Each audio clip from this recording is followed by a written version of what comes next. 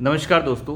तो विपक्षी दलों की आज जो बैठक होने वाली थी वो ख़त्म हो चुकी है और ये लगभग आप कह सकते हैं कि ये पहली मीटिंग थी। पहली मीटिंग विपक्षी दलों की ख़त्म हो चुकी है और ऐलान कर दिया गया है महागठबंधन का।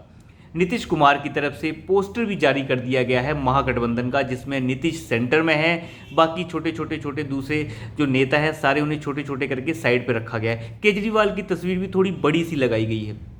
मुझे लग रहा है केजरीवाल को अच्छा खासा तवज्जुह जो है नीतीश कुमार देना चाह रहे हैं और नीतीश कुमार को एक तरह से कन्वीनर भी जो है वो विपक्षी दलों की एकता का बना दिया गया है। हालांकि इसके ऊपर कोई खास रिजल्ट निकल कर नहीं आया है फिलहाल कि कौन क्या करेगा, कितनी सीटों पर लड़ेगा। ये बताया जा रहा है कि अगली मीटिंग जो है शिमला में हो सकती है, जिसकी अगुवाई खड़गे साहब कर सकते हैं। वहाँ पे ये पता चल सकता है कि कौन किसकी अगुवाई में और कितनी सीटों के अंदर लड़ेगा। खैर, ये सब बात की बातें हैं। अरविंद केजरीवाल ने अपना एजेंडा कल ही सेट कर दिया था। उन्होंने पहली चिट्ठी लिख के और पहले ही अपने जो उनके प्रवक्ता हैं उनके द्वारा कहलवा दिया था कि देखिए, पहले मेरा एजेंडा होगा, उसके बाद बाकी सारे एजेंडे आते हैं। अगर पहले कांग्रेस रेडी हो जाती है, मेरे समर्थन में अगर कांग्रेस पार्टी आ जाती है और हमारे खिलाफ जो बिल लाया गया है, जो बिल राज्यसभा में लाया जाएगा जिसे अध्यादेश के रूप में केंद्र सरकार ने लाया है, अगर उसके खिलाफ कांग्रेस खड़ी होती है तो हम इस मीटिंग में रहेंगे, नहीं तो हम बायकॉट करेंगे। कुछ इस तरीके से अरविंद केजरीवाल ब्लैकमेल कर रहे हैं राहुल गांधी को कई दिनों से। हालांकि राहुल गांधी ब्लैकमेल हो रहे हैं नहीं हो रहे हैं इसका पता नहीं, लेकिन खड़गे जी लगता है थोड़े से नरम पड़े हैं राहुल के रुख के हिसाब से। खड़गे जी ने थोड़ी सी नरमी दिखाई है अरविंद केजरीवाल के लिए, लेकिन बड़ा मुश्किल है खड़गे के लिए, अरविंद केजरीवाल के लिए नरमी दिखाना। नहीं तो पंजाब की इकाई कांग्रेस की वो नाराज़ हो जाएगी और दिल्ली की इकाई जो है कांग्रेस की वो तो नाराज़ है ही, चाहे वो अजय माकन हो, संदीप दीक्षित हो, कोई भी हो, तो वो सारे के सारे अरविंद केजरीवाल से नाराज़ ही रहते हैं और इसे भ्रष्ट आदमी तो वैसे ही बोलते हैं। तो आज सारे के सारे जो लोग थे विपक्षी दल ऐसे इकट्ठे नज़र आ रहे थे जैसे कि आप ये कह सकते हैं कि एक भीड़ इकट्ठी हो जाती है। देखिए, राजनीति अपनी जगह है, लेकिन एक भीड़ जब एक इंसान के सामने पूरी की पूरी खड़ी हो जाए और ये कहे कि हम इसके विरुद्ध खड़े हैं, हम इसके साथ खड़े हैं, और सारे के सारे वो हैं जो करप्शन में लिप्त हैं, वो सारे वो हैं जो जेल की हवा खा चुके हैं या हवा खाने की तैयारी में हैं, ये सब वो हैं जो एक दूसरे को गालियां निकालते हैं, ये सब वो हैं जो एक दूसरे के जगहों पे चुनाव एक दूसरे के खिलाफ लड़ते हैं। जब ऐसे लोग सारे इकट्ठे हो जाते हैं तो आप उन्हें कचरा कह सकते हैं। मैं ये कहूँगा कि कचरा जो है एक जगह इकट्ठा ज़रूर कर दिया है मोदी जी ने, भले उसे बाहर ना फेंका हो। बाहर देश की जनता तो फेंक ही देती है एक न एक वक्त के ऊपर। लालू नीतीश के साथ खड़ा है, नीतीश जो है वो ममता बनर्जी के साथ खड़ा है, ममता बनर्जी अखिलेश के साथ खड़ी हैं। आप अंदाज़ा लगाइए इस विपक्षी एकता का। कुछ बिल्कुल मजाक सा लगता है ये कि कुछ अजीबोगरीब से लोग हैं जो पहले गालियां दे रहे हैं फिर इकट्ठे खड़े हो जा रहे हैं। और खड़े क्यों हो रहे हैं? हमें मोदी को उठाना। नारा क्या दिया गया है? भाजपा मुक्त देश। भाजपा मुक्त देश हो सकता है, लेकिन इस तरीके से तो बिल्कुल नहीं हो सकता। अगर मान लीजिए ऐसी ये विपक्षी दल ऐसे करके 300 सीट हासिल कर लेते हैं, 300 छोड़िए 250 सीट हासिल भी कर लेते हैं, तो ये 250 सीट अगर हासिल कर लेंगे तो उसके बाद जो प्रधानमंत्री, जो गृह मंत्री और ऐसे ऐसे लोग बनेंगे, वो ऐसे लगेगा जैसे मजाक हो रहा हो।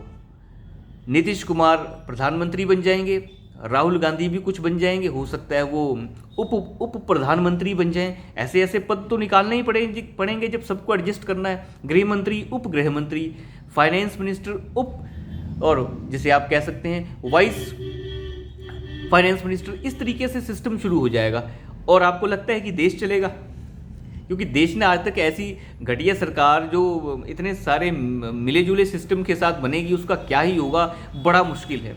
ये वही नीतीश कुमार हैं जो गोधरा के टाइम पे जो है रेल मंत्री भी रह चुके हैं, उस समय भाजपा के साथ थे, 4-5 बार भाजपा के साथ रह चुके हैं, फिर गठबंधन बना चुके हैं, फिर महागठबंधन बना चुके हैं। इनका मांझी जो है वो पहले इनके साथ था, अब मांझी जो है वो मोदी के साथ खड़े हो गया। कुछ नहीं समझ आता, लेकिन कम से कम इतना तो दिखता है जब इतने सारे दल इकट्ठे हो जाएंगे जो आपस में ही लड़ते झगड़ते रहते हैं। करप्शन के चार्जेस अरविंद केजरीवाल के ऊपर ठोस करप्शन के चार्जेस है, कब अंदर जाएंगे कुछ नहीं पता है।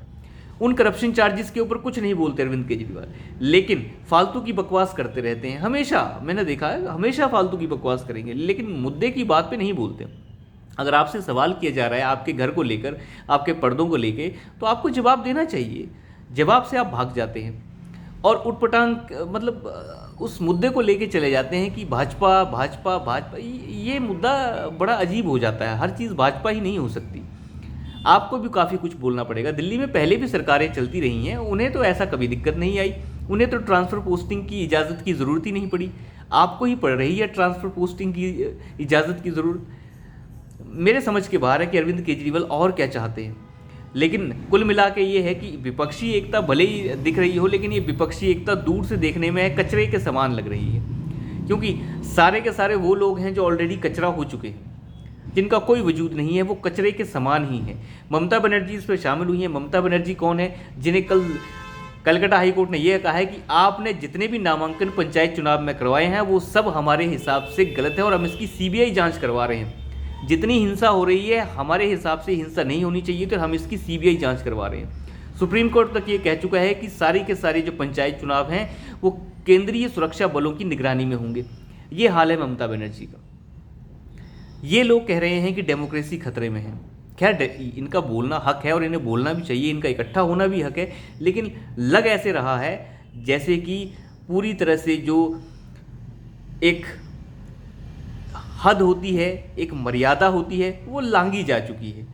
वो लोग आपस में खड़े हैं जो सुबह शाम आपस में गालियां निकालते हैं। सुबह शाम छोड़िए, इस बैठक के बाहर एक दूसरे को गालियां निकाली जा रही थी। जब अधीर रंजन चौधरी अभी वेस्ट बंगाल में थे, जो नेता हैं कांग्रेस के, वो गाली निकाल रहे हैं, ममता को चोर बता रहे थे मीटिंग से थोड़ी देर पहले।